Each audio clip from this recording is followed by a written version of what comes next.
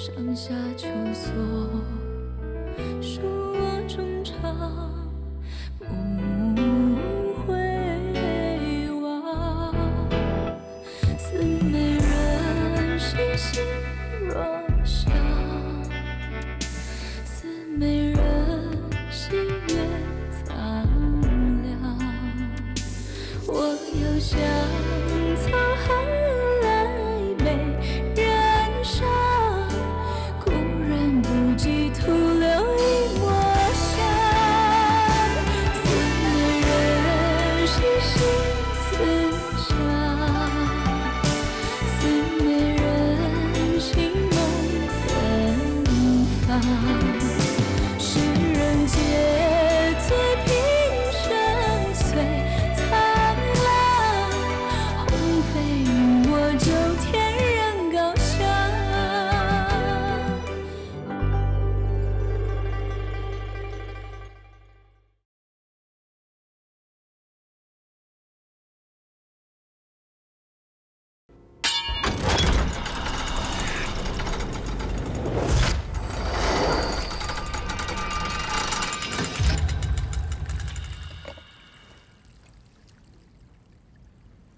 大君，要小奴说，还是这和氏璧好。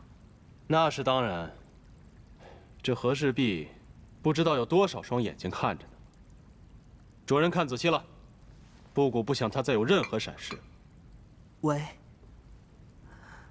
大君，昭和连如此宝玉都愿献于大君，要说忠心，排得上第一呀。忠心？哼，你说这朝堂之上，哪个大臣对布谷不忠心？哪个又敢对布谷不忠心啊？他们的忠心是有代价的，他们这哪是献宝？他们这是在向布谷要东西呢。哼，他们的心思，别以为布谷不知道。这么说来，无欲无求的，只有屈家。屈伯庸，他要的是名节，这世上就没有无欲无求之人。大君说的是。大君，今晚去哪儿安歇啊？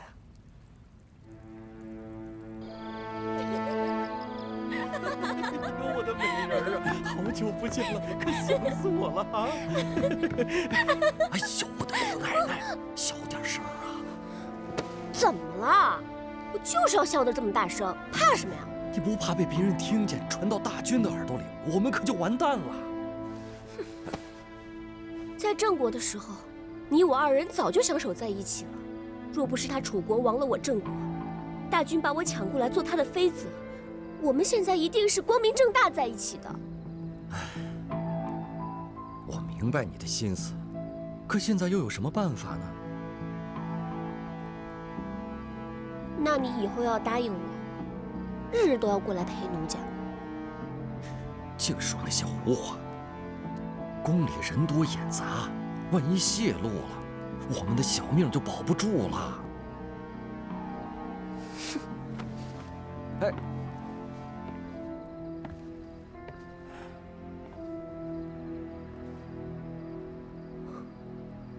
我这华阴宫，大军怕是有小半个月没有来了。我想，大军应该是把奴家给忘了吧。现在国也没了，亲人也没了，就只剩下我一个人孤零零的在这里。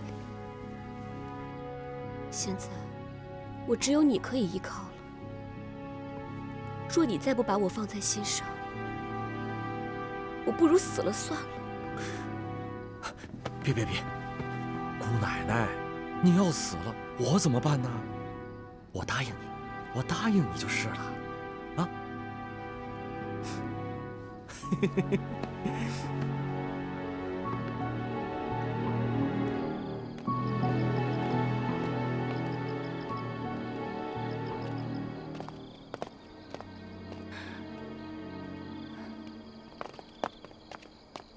拜见大君。大军，怎么办呢？我躲在哪儿啊？啊！我想走。衣服，衣服。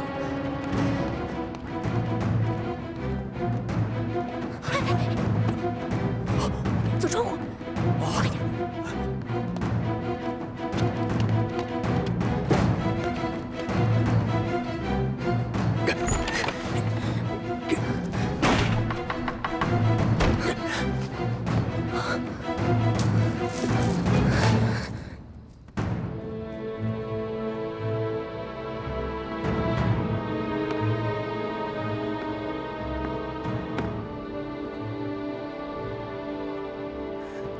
夏妾刚刚因为思念故国王土，所以跳了几支郑国的舞蹈。跳完之后胸口有些闷，开窗透透气。大君，你怎么来了？布谷上次醉酒，未能尝到爱妃亲手调制的甜羹，心怀愧疚，所以今日布谷特地前来陪陪你，不好吗？夏妾求之不得。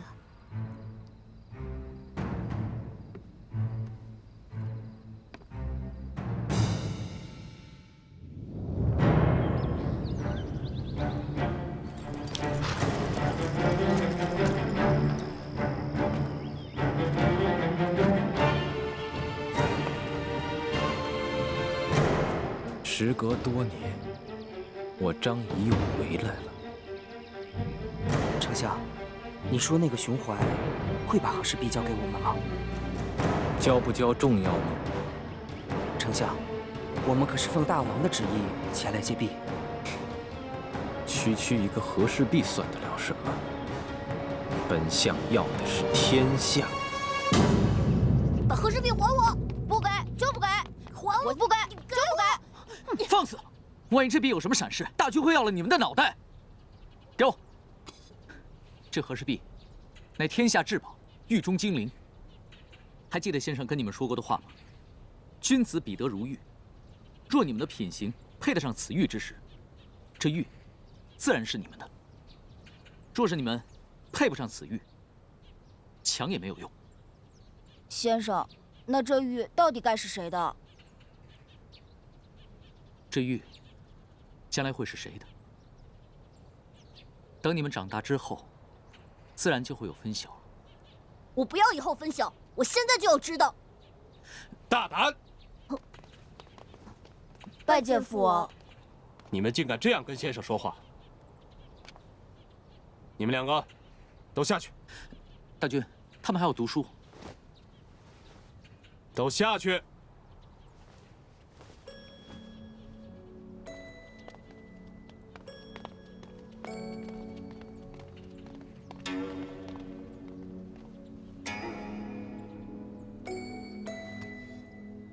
大军今日为什么不让他们俩读书？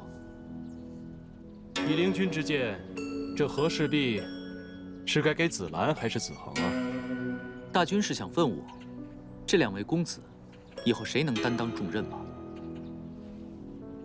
灵君身为文学侍从，平日里教义王子诗文礼法，心里自然有数。不知在大军的眼里，两位谁重谁轻？子兰文采过人，子恒勇气可嘉，他们二人各有所长。若论治国安邦，文武二者缺一不可。定天下须靠武，安天下则靠文。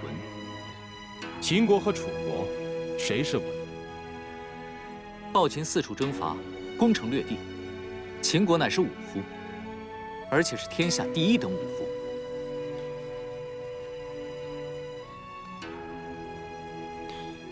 你可知道张仪？张仪，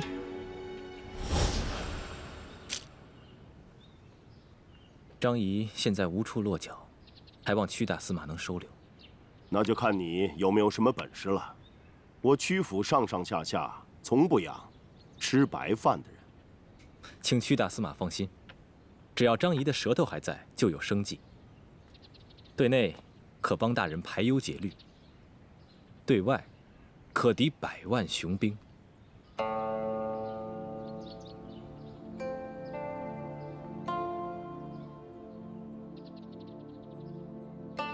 这盘棋怎么解？屈大司马，您看，张仪能留下来吗？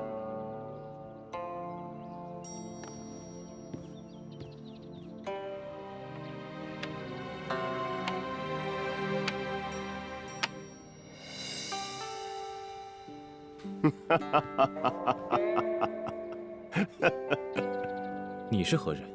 啊，小儿屈原。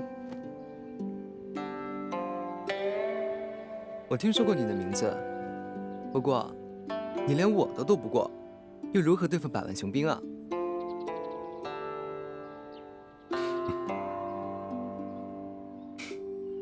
一骑之胜，何以为勇？看来你是不服啊。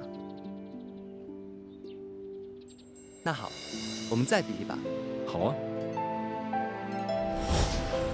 我当时不过问了他几个小问题。哦，我就问你：天河所踏，12烟分，日月安属，列星安辰。请你回答我的问题。你再说一遍。我不过是问你，天地在何处交汇，日月在何处安置，你就回答不出来了。父亲，原说的没错吧？他就是在吹牛。哎呀，你连小儿提的问题尚不能回答，还大言不惭地说什么100万雄兵？我看你啊，哎，哪儿来哪儿去吧啊！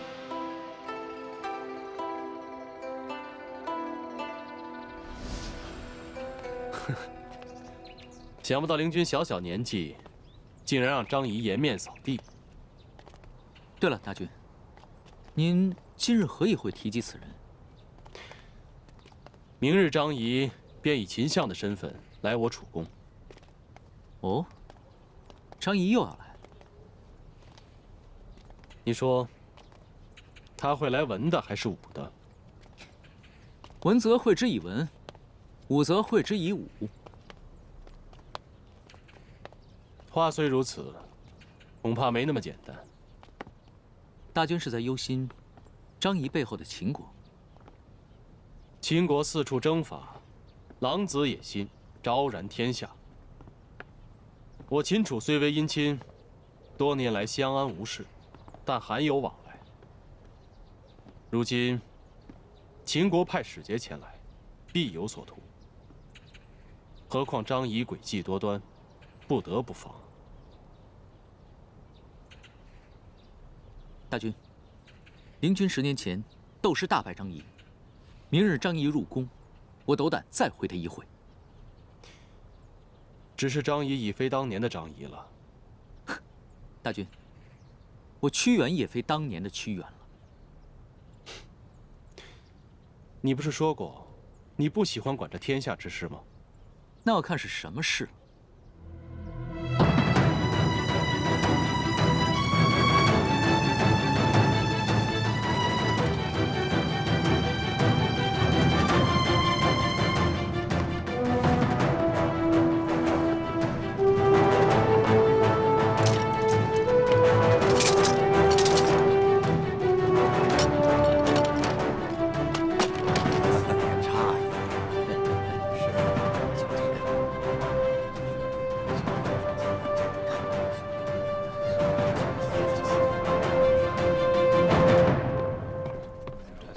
元儿，父亲，大军果真让你猎巢？那当然了，大军不让我来，我怎么能过来呢？收敛一点儿，别再惹祸了。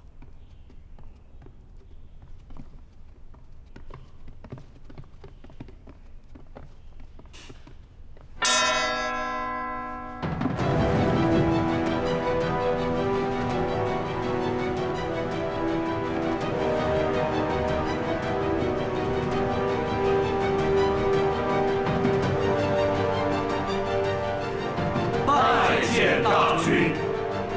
卿平身。谢大军。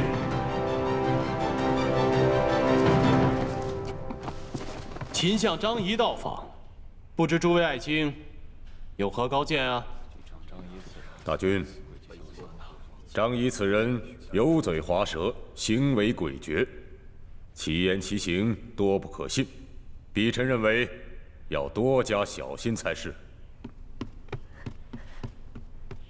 启禀大君，张仪到。还不快快有请！慢！大君，张仪刚来到楚国，让他多等一等，看看我楚国的景致也好。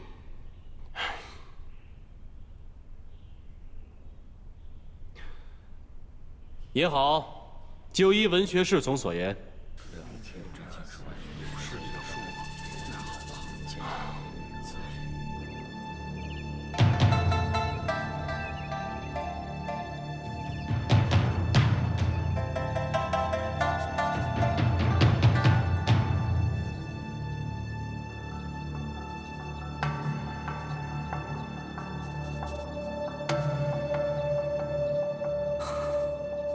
丞相，楚国如此怠慢，太过无礼啊！无妨，不忍一时之辱，何谈百世之功？我倒要看看这个熊怀能让我等到什么时候。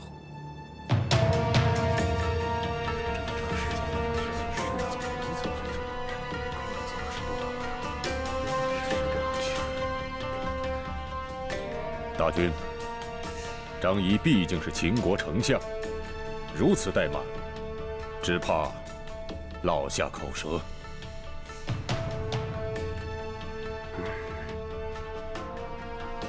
文学侍从，你以为呢？但凭大君做主。让他进来吧。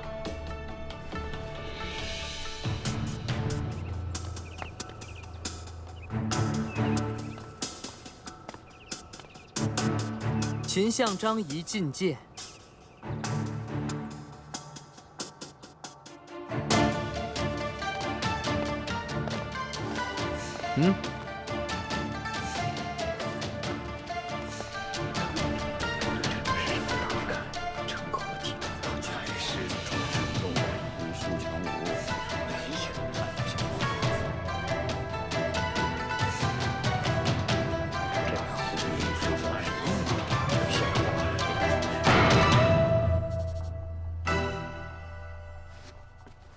秦使张仪拜见大君。秦使请起。布谷听闻秦王拜先生为相，布谷正欲道贺，你就到了我楚国。布谷真没想到，秦相这腿跑得够快的。大君说的是，我王素闻楚军文韬武略，自知难望项背，特命张仪这匹识途老马前来拜会。以显友邦之谊，另有一事相求。哦，何事啊？张仪受秦王所托，欲借贵国至宝和氏璧，以祭炎帝。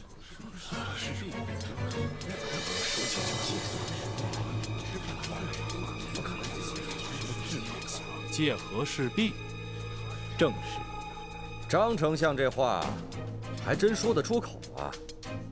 当初和氏璧不翼而飞，和你也脱不了干系。今天你竟然还有脸来借和氏璧，真是笑话啊！秦国祭祀，却要借我楚国宝物，是何道理啊？大君，炎帝乃天下人之始祖，祭天下人之始祖，必须天下之至宝。试问，天下之至宝又有何物能和和氏璧媲美呢？那要是布谷不借呢？若非大君要触犯炎帝，失信失敬于天下不成？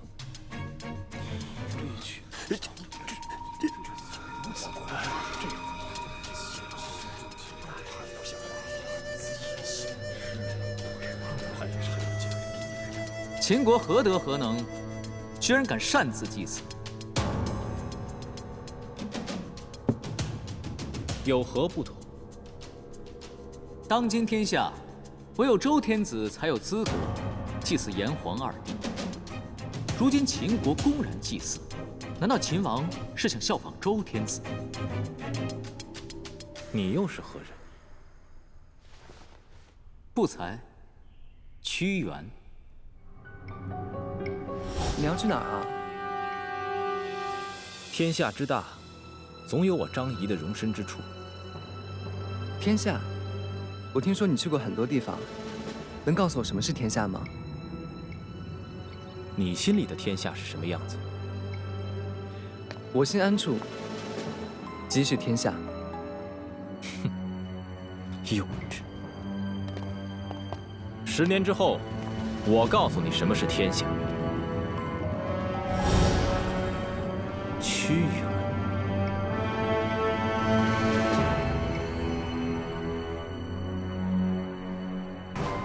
敢问大君，据张仪所知，屈原不过是一介诗人，无官无衔，他又有何资格和本相听辩？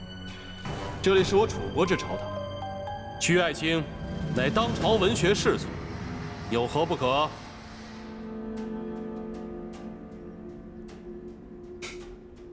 文学侍从，营以小利，不足以论天下。大君，3日之后，张仪便将启程返秦，恳请大君无论如何在3日之内给张仪一个答复。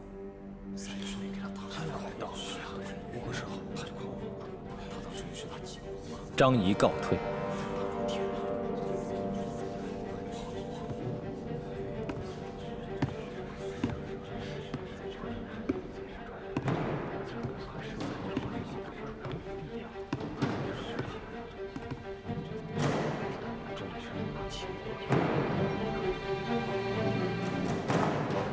丞相，和氏璧他们不肯借。他们借也不行，不借更不行。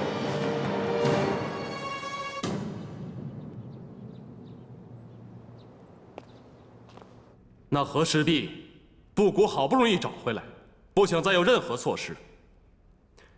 主张仪出境，退朝。大军英明。慢。大军，屈原以为这和氏璧还是要借给秦国。你瞎说些什么？刚才说不借，现在又说借，这是在朝堂上，话可不能乱说。屈原刚才说不借，是为了我楚国的威仪；现在说借，是为了我楚国长治久安。你这真是有见识啊！这么年轻就敢论我们楚国的长治久安了啊！徐大司马，您教的好儿子。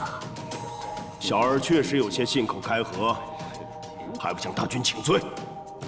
父亲，屈原无罪，何须请罪？你到底想干什么？大军，屈原现在担心的是张仪借璧只是一个幌子，怕是秦国会另有所图。依你看，秦国图的是什么？秦国乃虎狼之国，如若不借，岂不正受秦人以柄？受人以柄？你的意思是说秦要出师伐楚？秦国自商鞅变法以来，早已不是当年的秦国。如若开战，孰强孰弱，犹未可知。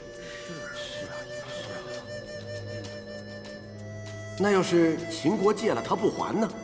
秦国若完璧归楚，这楚国非但无伤，还落得一个大义之名。若是不还，秦国将失信于天下。大军，信义二字，远重于和氏之璧。此话有理。灵君，依你之见，秦国真会以和氏璧之名跟我楚国作对？和氏璧虽为天下至宝，但若只是为它，你觉得需要秦相亲自出面吗？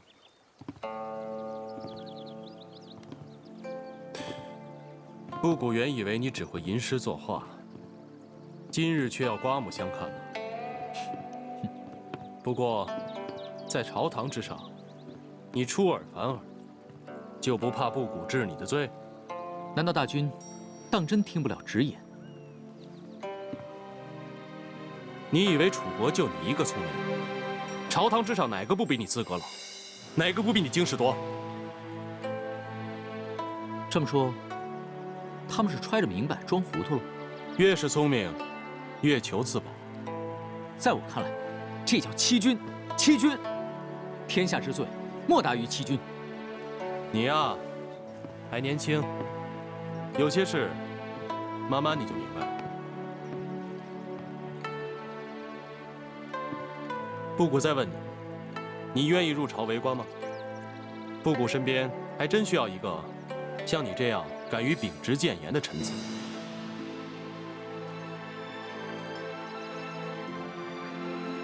大军，请恕屈原无能为力。为何？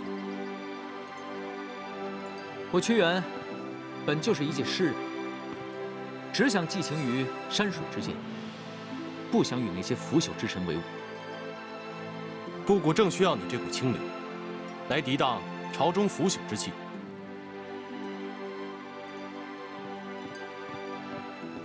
大军，该用药了。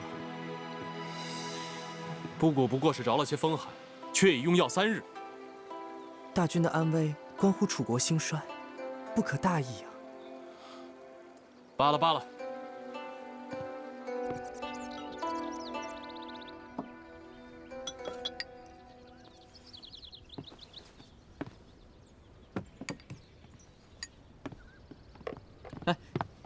请问医官，劳症可否医治啊？文学侍从家中有人得此病症？啊，只是我的一位故友罢了。劳症乃不治之症，寻常之药只能舒缓，不能根除。除非有常年不败之极品鹅叶兰为药引，但这种鹅叶兰极为稀有啊。常年不败的鹅叶兰？正是。多谢医官。好，告辞。大军，灵军先行告辞了。大军，这个屈原太不识好歹了，赏他官做，他居然不领大军之恩。读灵君之诗，观灵君之言行。你觉得他是一个无心国事、逍遥忘物之人吗？他和一心逍遥的庄周老儿，还真有些不一样。总有一日，他会慢慢明白的。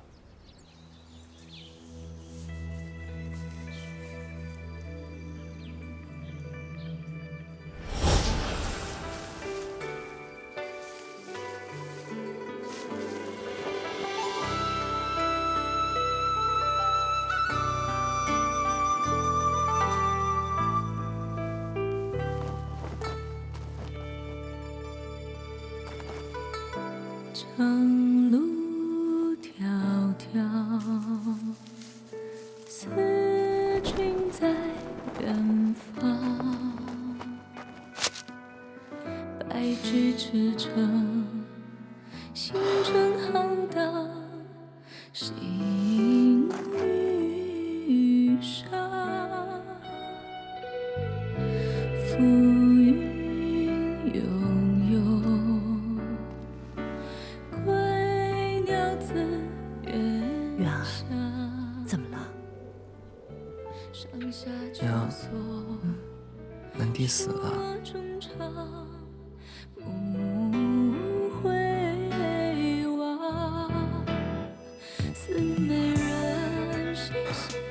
娘，南帝死了，再也没有话能陪兰兄了。我又想草花来美人生，故人不及徒留一抹香。思美人细细思想，思美人心梦远方。世人皆醉。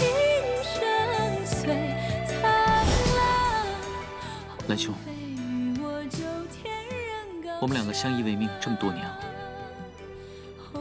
这一次真的是为了救他人性命，所以希望你能够理解我。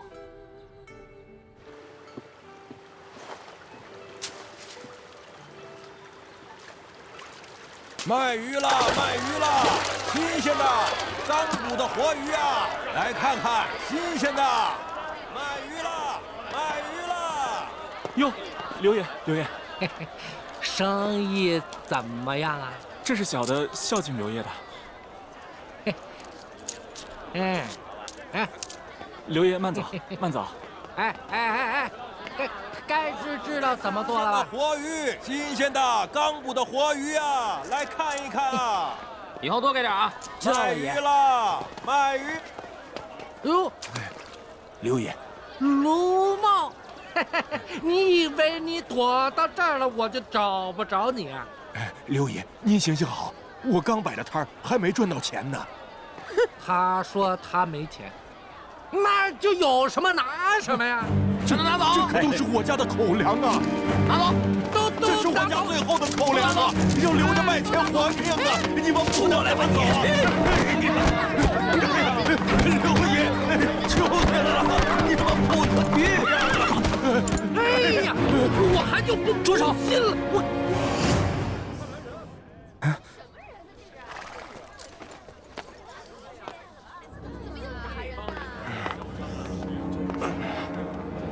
他犯了何错？为何要当街打人？来，关你什么事儿？老子连你这哎呦！别怕，老爷，老爷没事。给我打！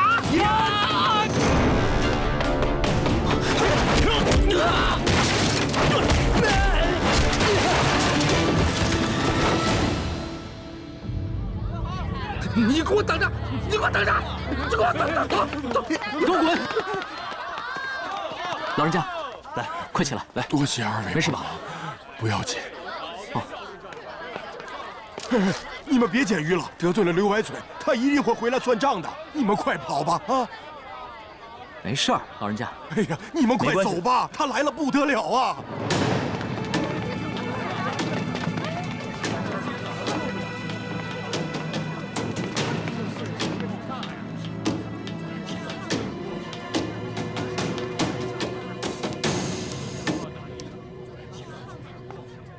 元弟，你躲远点，这里交给我。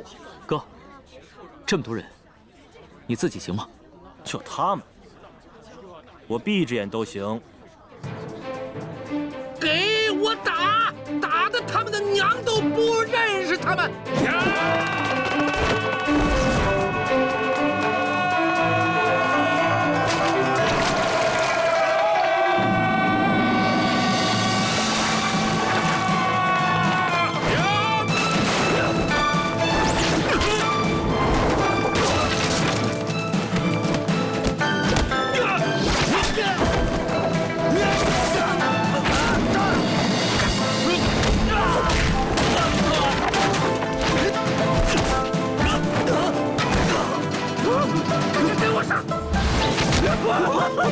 老爷没事吧？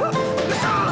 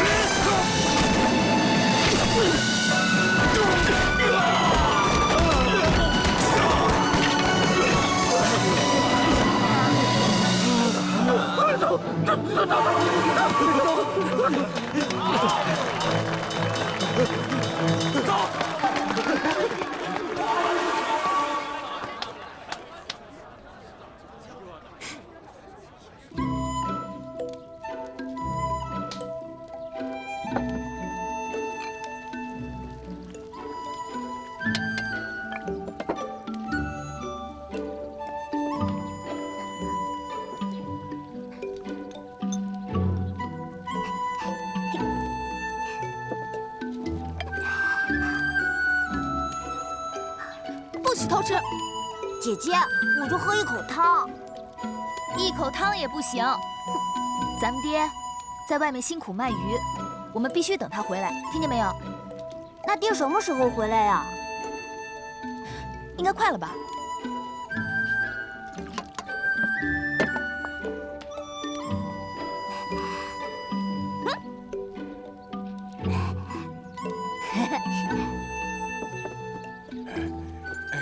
到了，就这儿。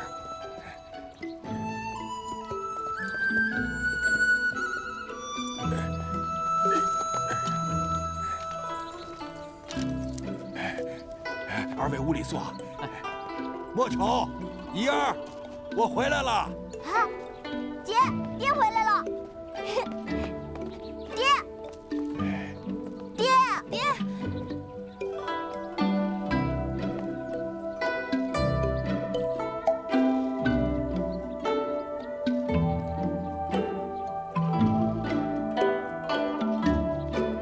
原来你叫莫愁。是你们？哎，姐，你们认识啊？莫愁姑娘，哎，你这是干什么？莫愁姑娘，快把东西放下！莫愁姑娘，放下！莫愁，别打了！你这是干什么呀？爹，你怎么受伤了？莫愁姑娘，你听我说，你听我。闭嘴！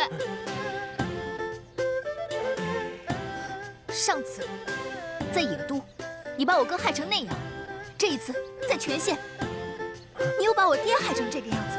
你到底居心何在？你误会了。闭嘴！像你这样的公子哥，我莫愁见一次打一次。莫愁姑娘，莫愁姑娘，莫愁，你住手！这位公子是爹的救命恩人呐！什么？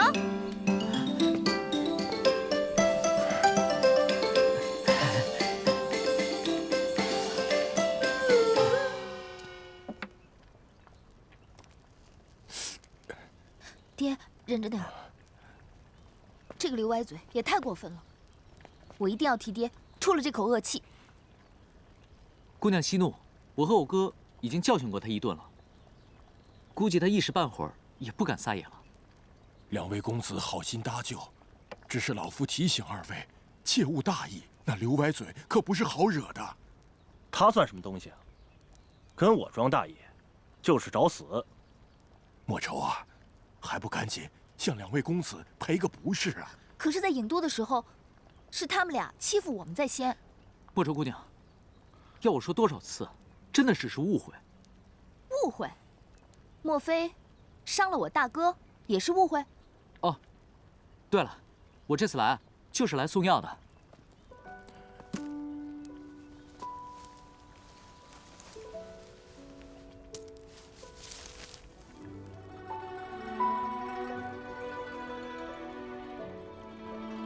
以此为药引，再服以丁神医开的药，不出3月，即可痊愈。就凭它？喂，这可是常年不败的上品鹅叶兰，整个楚国都找不出第2盆。有没有用还不一定呢。莫愁，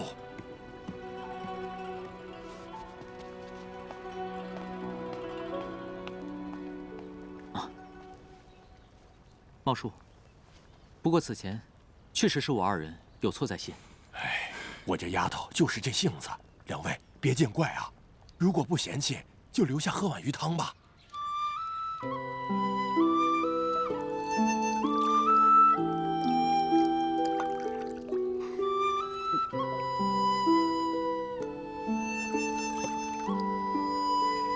哎，两位趁热吃啊！哎。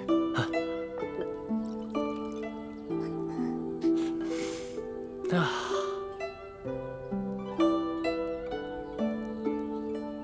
怎么了？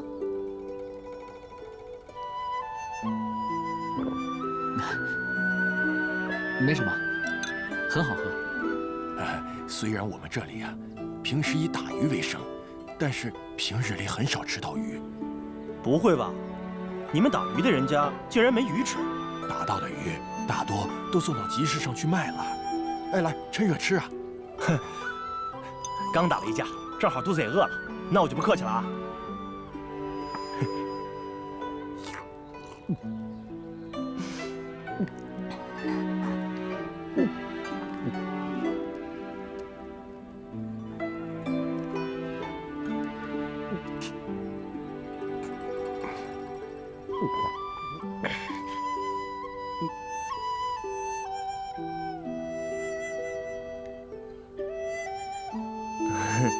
这鱼好像忘了放盐吧？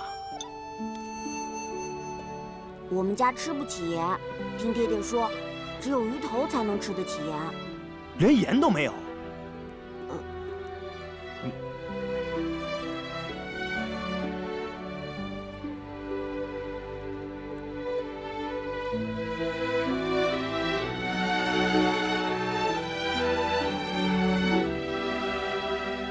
打！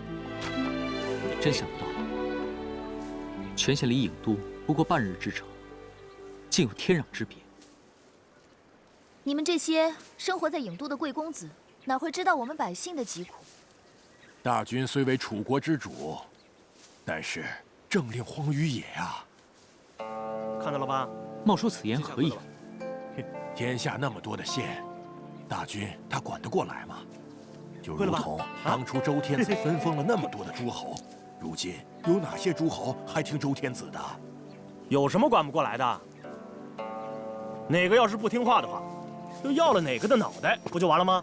有你说的那么容易就好了。全县如今变成这样，不光是县尹，他不谋其政，恶霸当道，权贵勾结，才是症结所在呀！岂有此理！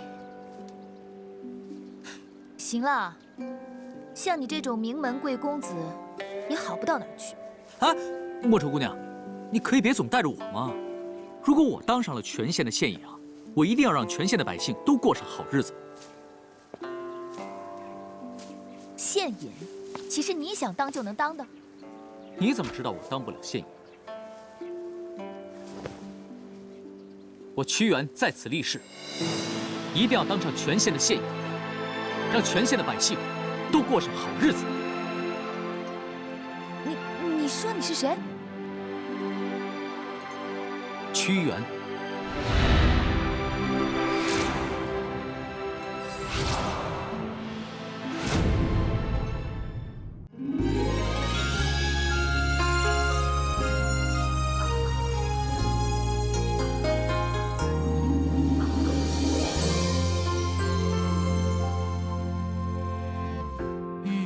下雨冬，更迭难休，草与木生于水，问美人依旧。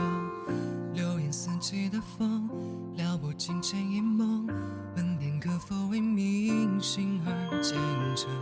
骤雨倾，美玉楼，颠倒众生。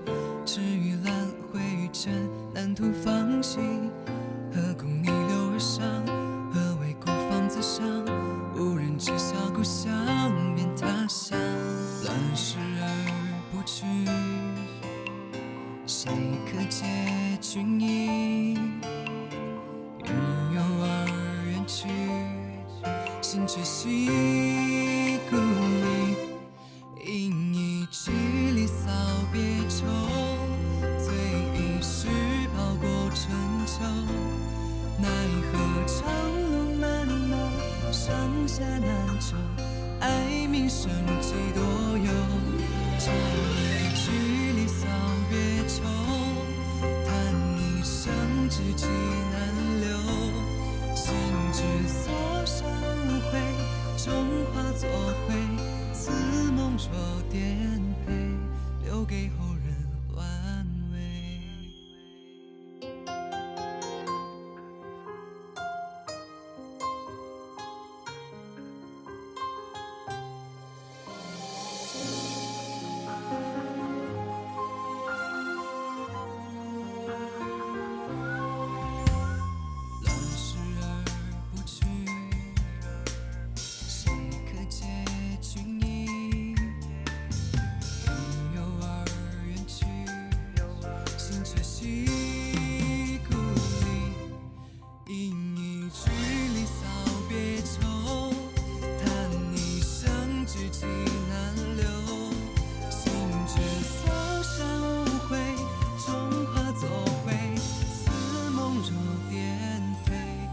给后